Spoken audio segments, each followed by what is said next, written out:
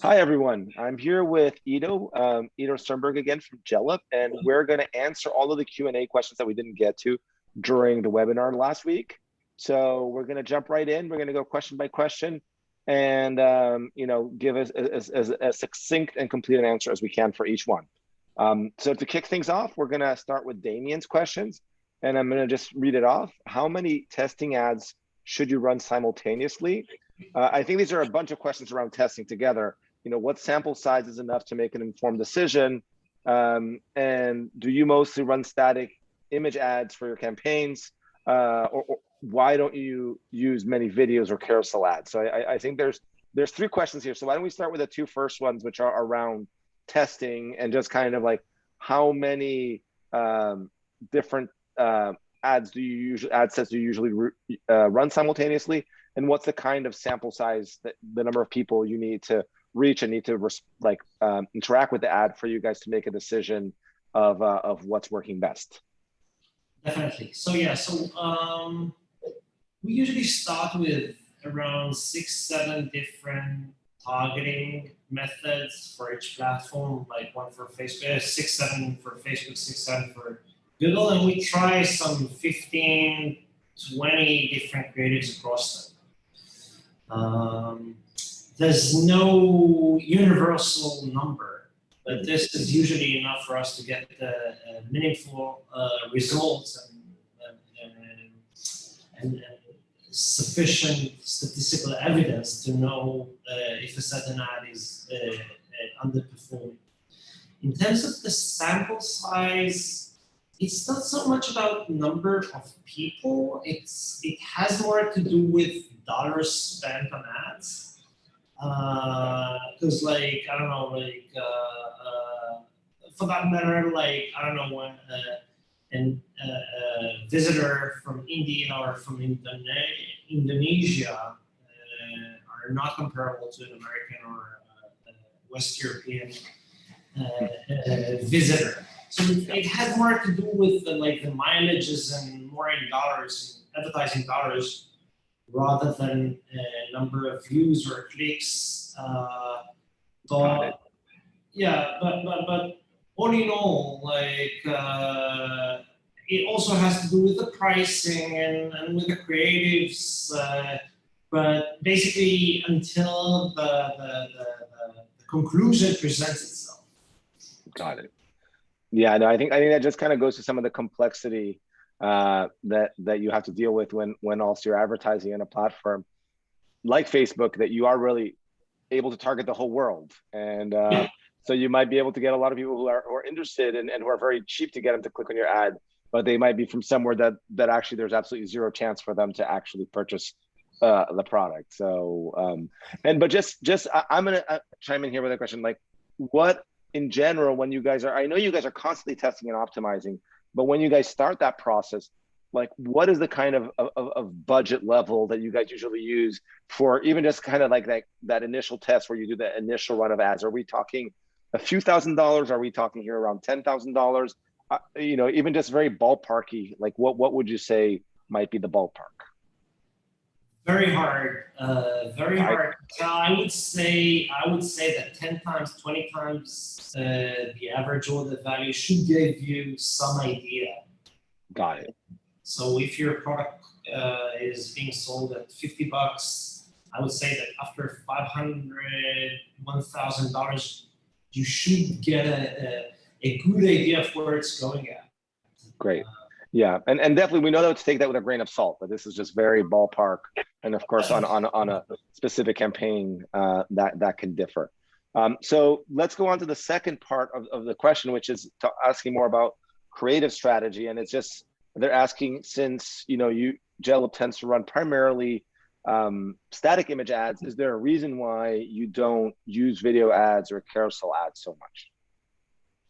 Right. So we depend on the project. Like any single project, like we start with both images and videos. A few videos. By the way, like on Google, it's like more than two-thirds of the budgets go to YouTube, to video. But as far as Facebook is concerned, like we usually try both. it has a lot to do with how good the video is and how does the product look and price point and whatnot. All in all, across the board, usually image ads work better on Facebook for us. Got it. So this is why you're more likely to see an image ad by Jello rather than a video ad. You can definitely find quite a few video ads. And for carousel ads, they just we tried them a few times in the past and never worked for us. It's more like, maybe it's just my assumption, but it's more in-depth consideration. Rather than, you scroll down your feed and there's a video playing or an image rotating or whatever, and you just click on it. So it's easier, like with this low involvement. Yeah, and I just remember the comment also that you made in during the webinar, or not a comment. It was I think an answer to a question that I posed was around what creative does better on YouTube, what campaigns you guys tend to promote more on YouTube, and you mentioned how campaigns that are often more considered purchases, where you require where that the video allows you to address more somebody's questions, doubts, build more confidence, and I suspect that there's some of that plays here too. Like the same way that, So I suspect that there's a similar thing at play. Cool. Let's go on to the next question. So it's a question from an anonymous person. So it says, Ido, we understand that you only allow creators to work exclusively with Jello and not other agencies, and I think they're talking about here simultaneously. And why are those same creators allowed to have Kickbooster running at the same time with other affiliates paying for ad? So I think they're just trying to understand specifically how that policy of your team. If you wouldn't mind actually just clarifying what is actually your team's policy to begin with, and then you can give the answer, the rationale behind it. Sure. So I do want to clarify, we do not prevent creators from working with other agencies. The one rule that we ask them to respect is that they do not run ads on Facebook or Google from when we step in and for as long as they want to stay. Because to do our job right, we need full exclusivity on Facebook and Google. Because if you have two different agencies going after the same people, trying to get them to the same place from the same platform, they'll wind up stepping on each other's toes. They're gonna cause ad fatigue that lowers cost, that lowers click-through rates and raises the cost per click, and also create a bidding war, like you're creating a bidding war against yourself. And even like, not only that, but the better those two agencies are, the greater the overlap is going to be. Now, as for Kickbooster, Kickbooster is an affiliate network where the creator has literally no control whatsoever on who's promoting them and how they promote them.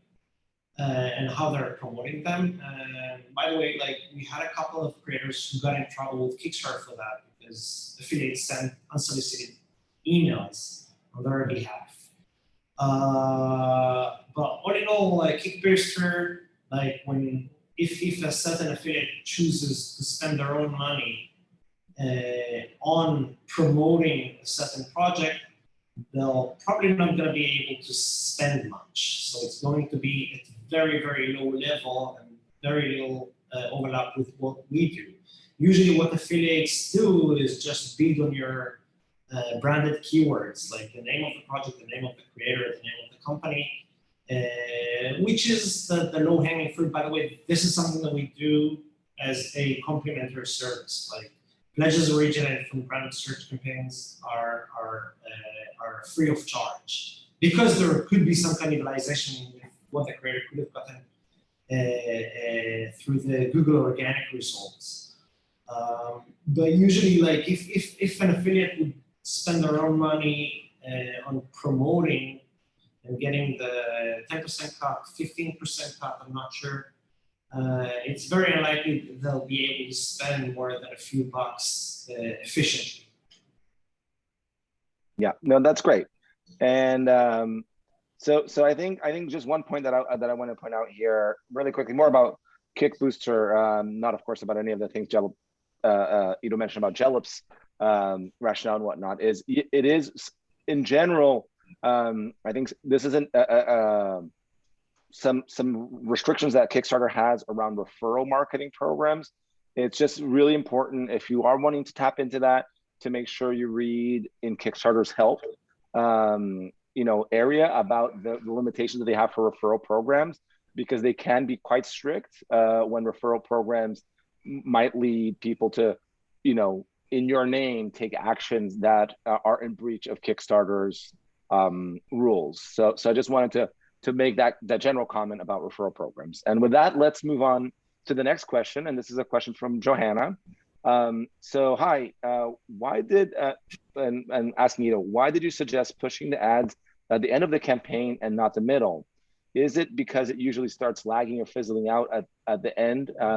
So yeah, I know you talked a little bit about this, and I think this is I think to a lot of people is a surprising piece of advice. I think I'm very familiar with it just from having seen you guys work with a strategy for so many years, but I think if you could just touch on that again and the rationale behind that strategy. Definitely. Actually, like when we finished the webinar last time, like I was thinking, like maybe I sent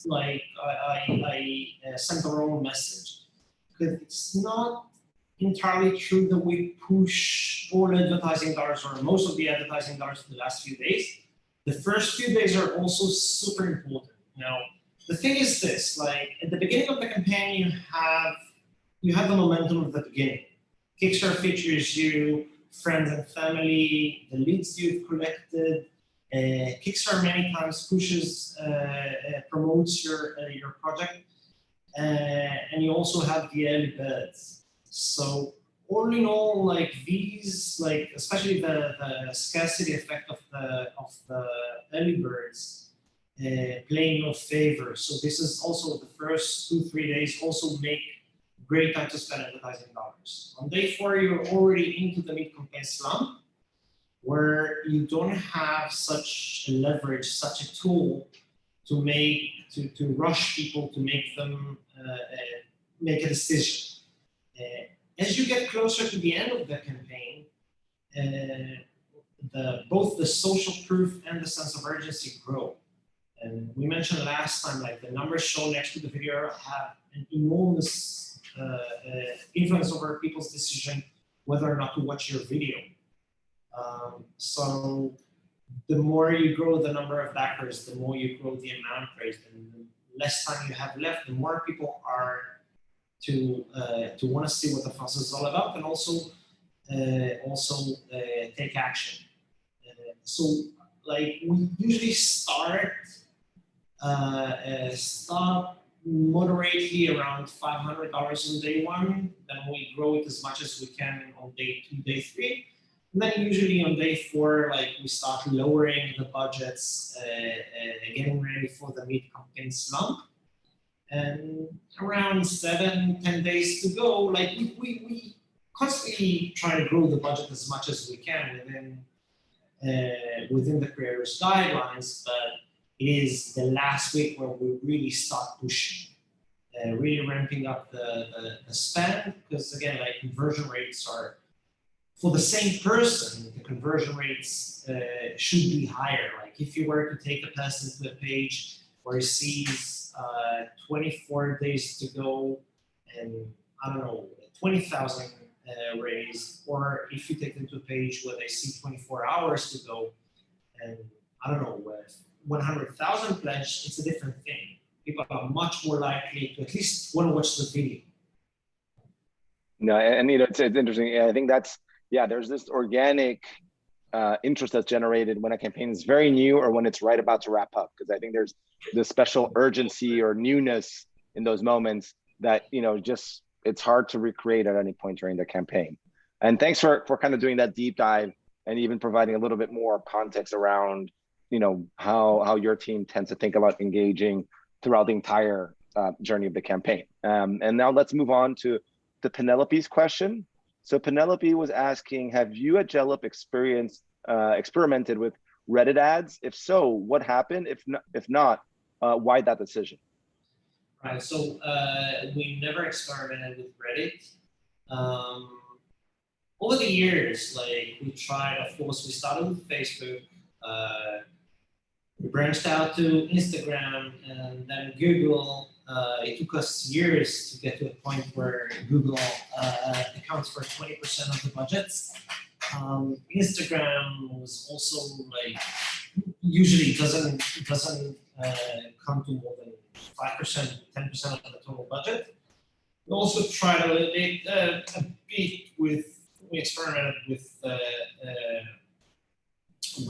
Twitter a little bit, and with Pinterest. Again, TikTok and Reddit are next in line, but for the most part, like you need to have a massive audience there.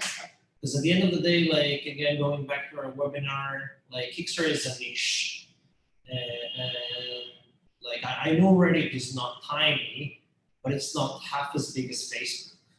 And this means that the likelihood of you finding relevant eyeballs there is rather slim, but again, like it's worth checking for sure. All right, awesome. Thank you for that one. Another question from Johanna. My audience is primarily on Instagram. How would Facebook and Google advertising help with this? Right, so I believe that Johanna refers to her fandom, her followers, or in other words, organic traffic that is virtually non-existent on Facebook and the Facebook properties. Like, I don't know, like 5-6 years ago, if you had like, I don't know, tens of thousands of followers, you could have reached out to them. Facebook would show it to, I don't know, 10% of them, 20% of them. Over the past, I don't know, 5 years or so, if you want to get your people, like you're gonna have to pay. Facebook doesn't give it for free. So an organic post would it have very slim chances of actually making it to people's feeds. So basically, like this is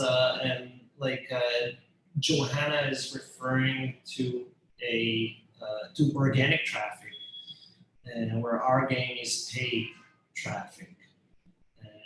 They're pretty much independent of each other. No, that's yeah. No, I think that's in it. I think often, people don't realize how the algorithms on Facebook, all these platforms have evolved to the point where, it really is, even if you have a lot of followers, it's really hard to reach them without investing some funds in advertising, which is very different than when I, started working with creators at Kickstarter, where it was organic sharing and going viral organically was the way that people succeeded.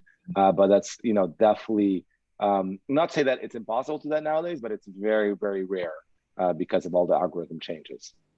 All right, going on to the next question, which is another question from an anonymous attendee. You mentioned that you lose 25 to 35% of the tracking attribution in every campaign. What math do you use to take credit for those sales that do not get tracked on Kickstarter's dashboard? Right. So here's the thing: like we have our own proprietary software that reads in real time from all sources, from Kickstarter and Facebook and Google Analytics and Google Ads, and like it kind of like meshes it all up to come up with a good estimate of how likely each pledge to have originated from our efforts. It's not perfect, but it does give us a good idea of of the loss, of the magnitude or the scope of those untracked pledges. We can also see, like, cases where the creator stops the ads, pauses the ads. We can see, like, by the drop the next day. We can get a sense, actually they can get a sense of our true value. But it's not like there's no formula that I can share and tell you, like, here are the 32.5% loss pledges. Like, I don't have that. Yeah, no, I think that's a very difficult problem to tackle, and there isn't, unfortunately, a perfect solution, an algorithmic solution that you can just easily solve that. I think it is just something, knowing about some of the limitations, and to your point, look at different data points to be able to as best as possible assess where what the discrepancy could be is the only way to do that.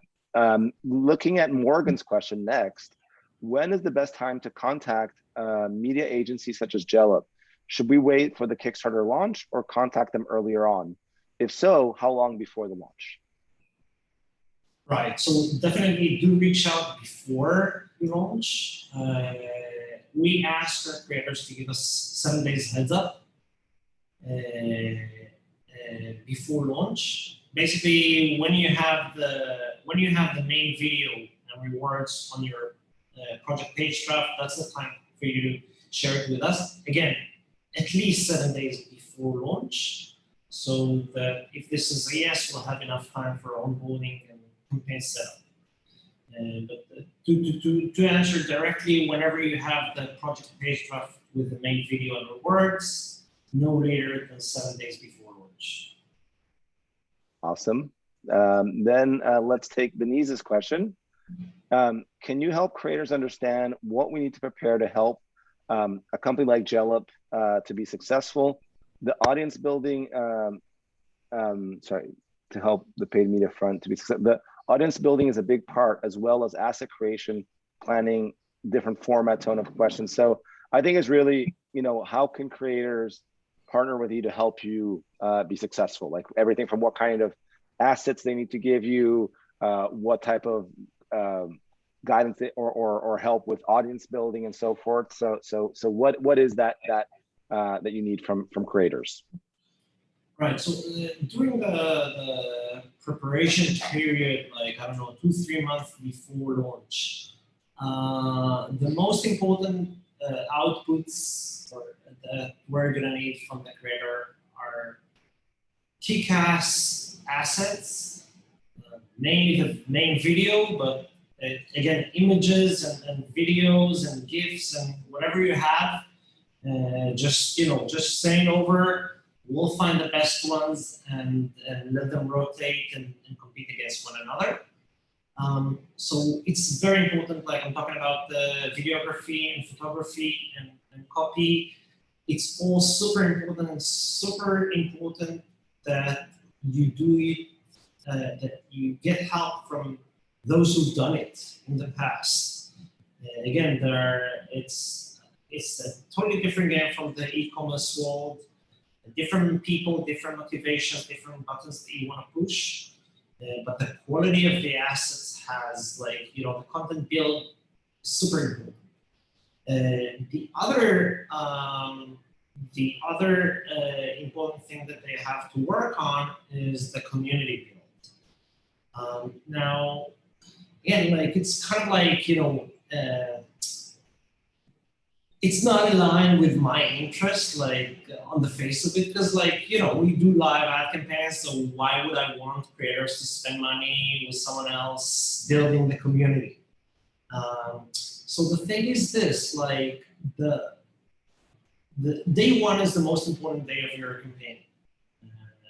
It'll set the pace for the entire course of the campaign. You want to hit your goal fast, because that will help you. First of all, like, it can help you get more people on board. Because if the project is funded and they know this is going to happen, it's much easier to get them on board. It can also help you spike the Kickstarter algorithm and get ranked higher. From what I was told, I'm not sure if you can confirm this, Julio, but the magic ranking, that is the default ranking and accounts for much of the Kickstarter traffic that you'll be getting, you get penalized for not hitting your goal on day one. So it's super important that you hit your goal fast, that you set a higher pace for your campaign, and even if those advertising dollars that you're going to spend before the campaign starts are not going to be spent as efficiently as the advertising dollars that you're going to spend in a live campaign, like the return on ad spend is going to be lower, still, a first day backer worth much more than last day backer, even if it's the same amount pledged.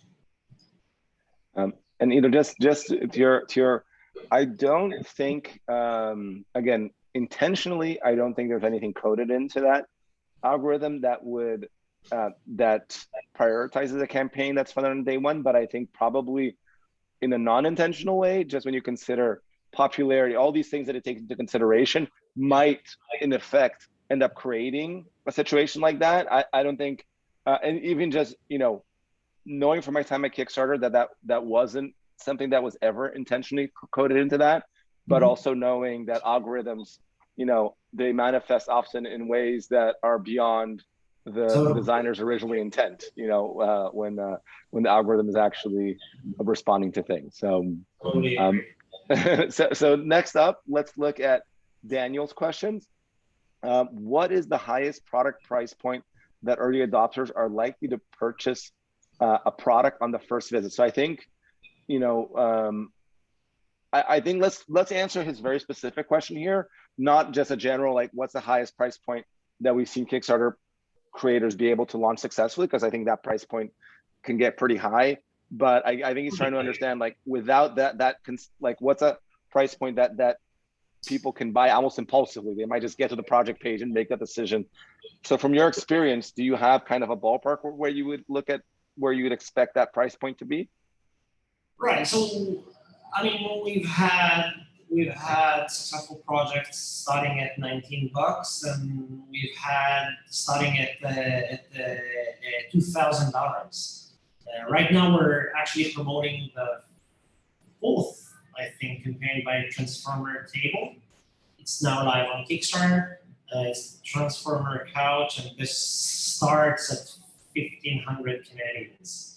And grows much more than that. So, and I would say that do take it with a pinch of salt, because not always it's in one sitting, especially with these kind of expenses.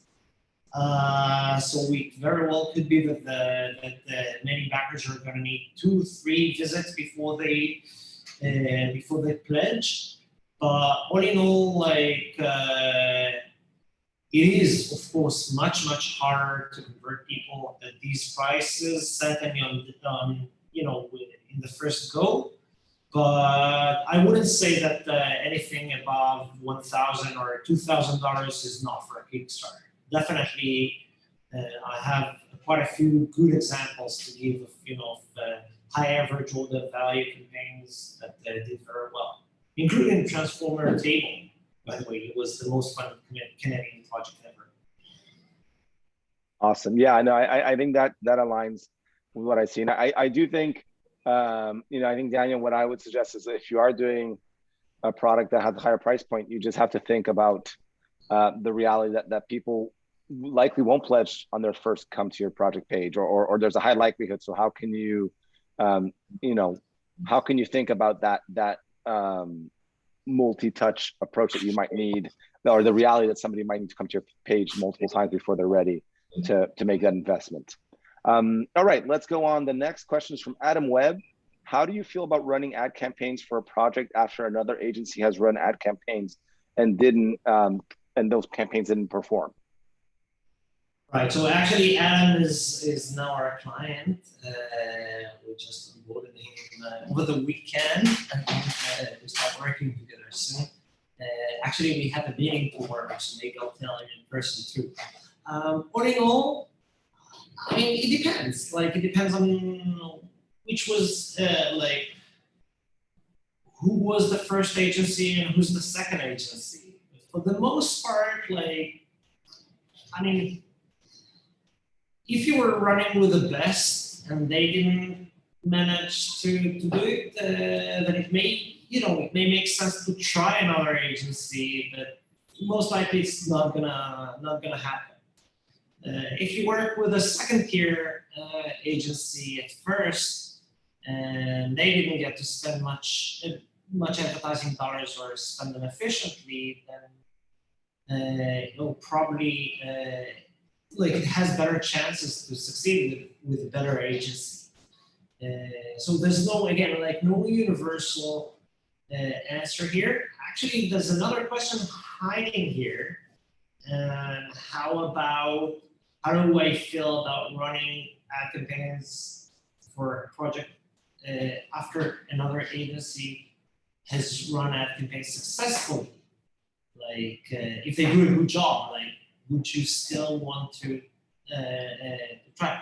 Now, in this case, it very well could be that the first agency has already, like, again, like good agencies the better the two agencies are, the greater the overlap is going to be. So if if they flog the dead horse and, used all of their arsenal for, I don't know, 45 days, and then you come to the other agency and, try to give us, incremental pledges that the other agency didn't get, it's going to be very, like, it has very slim chances of succeeding in that case.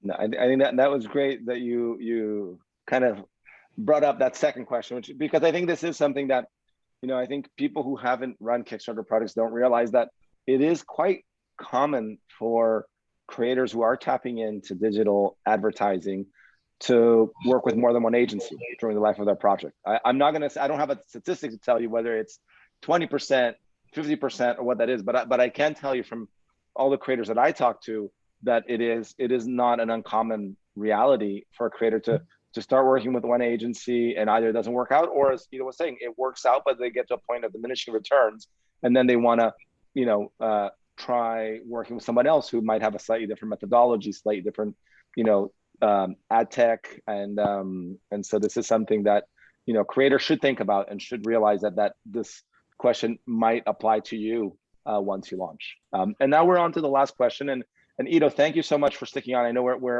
a little over what I thought we would take, so I appreciate your time. If creators fail to reach their funding goal first time around, either because they choose not to follow a crowdfunding checklist or because they lack knowledge, are there any chances of succeeding by relaunching the campaign, presuming that they follow the best practices? And how would that scenario be perceived by a backer who likes that particular project or product? And that's a question from Paul. Yes. So yeah, Paul. I mean, it's not too common, but you can definitely have a super successful campaign after relaunching an unsuccessful campaign. I'm trying to remember, but the name doesn't come to mind. I remember one, the Coolest Cooler, which is an unfortunate campaign. Its ultimate demise at the end was not fortunate, but that was a campaign that raised close to $13 million and was a failed campaign. Then it was relaunched with the product revamped, and they did very well. But I wouldn't use that as an example. Sorry, go ahead. I wouldn't use that as your guide in terms of your ambition, but just as an example of most often, I do remember just one other stat that I'll say. When I was at Kickstarter, I remember when creators launched again, their chance of success was usually much higher because they actually learn, especially because they often learn from the first. They rejiggered their campaign. They sometimes lowered their goal. They sometimes, had, they may not have succeeded, but they were able to find, a few hundred people that were willing to give them money for that product that they could nurture. So it's not a bad thing to do this at all. And backers don't really mind it, but it is not a common practice. Like most creators, when they don't succeed, they don't try it again, but it's not going to work against you from what I've seen. Right. So I was thinking like Clear, like the problem with them wasn't that they didn't meet their funding goal. They had other problems. But I'm trying to think of that example, and the name still doesn't come to mind. But I had this creator from Germany.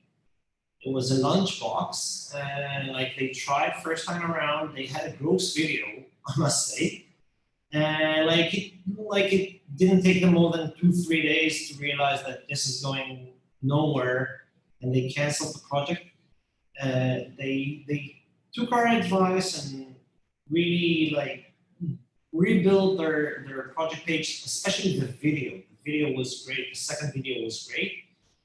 And I can't remember the exact figure, but it was around 500,000 euro or something. So there is a second chance, and sometimes like it could be that only the video or only a few components make the just turn people off. Go ahead. Yeah, no, I was just gonna say absolutely. I think what I think is the key here for you to consider is to be able to discern, did your campaign fail because of your lack of preparation or your lack of good assets or high quality assets that brought your, or is this really because there's a lack of demand for what you're trying to do? And I think that's just a question that only you can do that assessment to figure out, like, what, I really didn't have my ducks in a row. And so I think, I wasn't able to tap into an opportunity that exists versus like, what, we did our best, but there really isn't the market that we thought there was here for this product at this price point. So I think that's the type of soul searching that you have to do if your campaign fails, to determine, like, is it really worth relaunching, or is it something that you should, pivot and maybe this is not the right idea for the moment.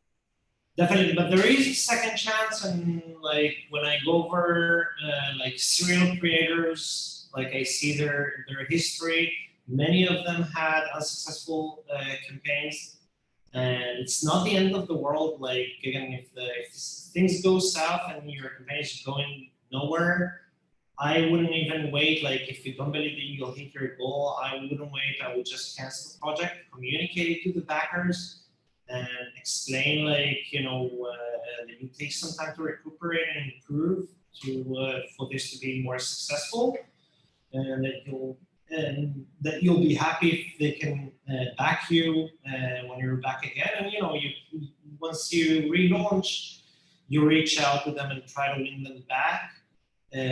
Or like it's not like not hitting your goal or canceling your campaign is, again, not the end of the world. It's not like you killed your reputation on Kickstarter forever. You can have campaigns 20 times, 10 times, 20 times as successful as your first campaign. Yeah, and I think the other point, I think to your point, I think one other thing to consider is, I do think, creators often take failure to mean more than it does, like failing to fund. One thing I always strongly recommend to creators: it's much better to fail to fund than to fund and fail to deliver. So you don't want to create a campaign that's going to get you funded in a way that you're not going to be able to deliver the product, because that's going to spell the death of your company, the death of your design studio, because that there's like that's where there's real reputational harm. To fail to fund, your ego might be bruised, but chances are other people are not really going to really be paying that much attention that you tried to fund this product and didn't. And the other, just one example that I'll bring, because I totally agree with that, like, you should be very open to try again. It's if it's a product that you're passionate about, that you feel like there really is an audience out there for it, and you think you can do a better job at bringing it to life through a campaign, you should go for it. But there are other examples also of, there's a company called Particle, which when they launched on Kickstarter, they were called Spark. Very early days of Kickstarter, but again, their first product didn't succeed, but then they pivoted and did a second project that used that same technology in a different way that did really, really well. and then even there's this team called Studio Neat. They're a design studio that they've run, I think, 11 projects by now. 10 of those projects succeeded and one didn't. And for them, it was, of course, they were saddened when that one didn't succeed, but that didn't inhibit them from putting future ideas out there and launching it. They decided ultimately not to relaunch that idea. And I can't give you any insights why they decided, but they've continued to go on to launch many other products on Kickstarter and outside of Kickstarter. And so I think they're a really great example of a team that has been, really intelligent and smart about how they leverage this tool as a way to assess, the viability of products. And do you have anything else to say? This is our last question, so I just wanted to give you a chance if there's anything else you want to add there. Yeah, definitely. So just to recap, I think you made a very important point here. It is worse to succeeding in a campaign and fail to deliver rather than failing in the campaign and going back to coolest schooler. Like, I believe that if they go back on Kickstarter, they're not gonna